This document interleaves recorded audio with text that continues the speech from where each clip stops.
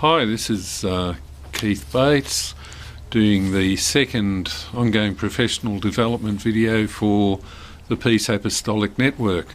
We were originally going to do these every 12 months, but I have just been so flat out and busy the last couple of years it's just gone by and been omitted, but I'm hoping to be a bit more regular from now on. So today I want to talk about two main issues. One is where are you, and secondly how to deal with people that have been married before, which seems to me to be becoming an ever increasing part of our wedding and marriage duties. So firstly, where are you? Each of you will have a registration with your state's births, deaths and marriages registry, and your number will end with the first letter of your state. So for example, my number ends in N because I'm registered in New South Wales, but that doesn't mean that you can only perform marriages in your state, which is pretty handy for those that live near a border, but for all of us we can actually perform marriages anywhere in Australia. So you don't have to be limited to your own state. But you do need to realise that when you submit the documents, they have to go to the births, deaths and marriages registrar in the state in which you perform the marriage, not in your own state. So, for example, if I were to do a marriage in Queensland, I'd have to make sure that I sent it to the births, deaths and marriages registry in Brisbane, not the one in Sydney where I'd normally send my documents to. So just be aware of that and make sure that you send your documents to the correct place. It just makes the whole process of getting that marriage registered happen much more quickly and efficiently. On the question of where are you, there are a few tricky issues, like it's not widely known, but Jervis Bay is actually a part of the ACT, not New South Wales, where it's physically located. I've never been really quite sure of why, apart from the fact that there was a naval base at Jervis Bay. But to make things complicated, parts of the township of Jervis Bay are in the ACT, while parts of the surrounding areas are in New South Wales.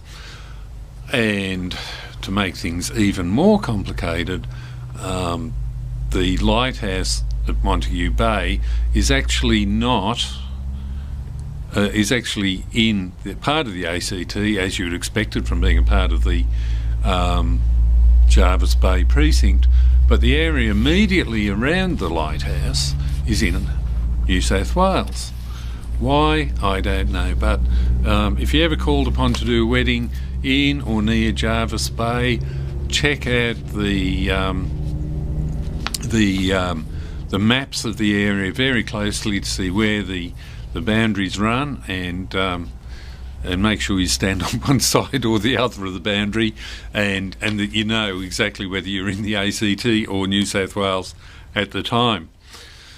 The other topic I wanted to talk about on this short video update is the processing of people who've had previous marriages. I think the record number that I've seen was a woman in her 60s who'd had, I think it was 6 previous marriages, and this was up to her 7th. And you just need to make sure that when you're processing the notice of intended marriage, that people who've been married before, that you actually see the certificate of either divorce or the death of the previous partner, and that you record the details on the notice of intended marriage. So there's space there on the back of the form for you to record the document number and the details of its issuance. If you need more space, I guess what you have to do is add a page to record all those extra details. There's also space on the notice of intended marriage to write where the number of children from each of the previous marriages and the years of birth of those children. So try and make sure you get all those details knotted out before you get to the wedding day. You must actually see the documentation before you start the marriage ceremony. So make sure you do that. Some of the older divorce certificates, there were two stages of divorce, I think prior to about the 1970s, where there was first like a provisional divorce called a divorce nisi, and then a second document was later issued called the divorce final. And if you are doing a wedding for somebody that has had a divorce quite some time ago now, make sure that the documentation says that it is a final divorce. A divorce nisi is not the document that you require. More recent divorces, I think there's just the one certificate, and it'll be issued, it'll just say judgment of divorce or grant of divorce and the date of that and the family court that it was issued through.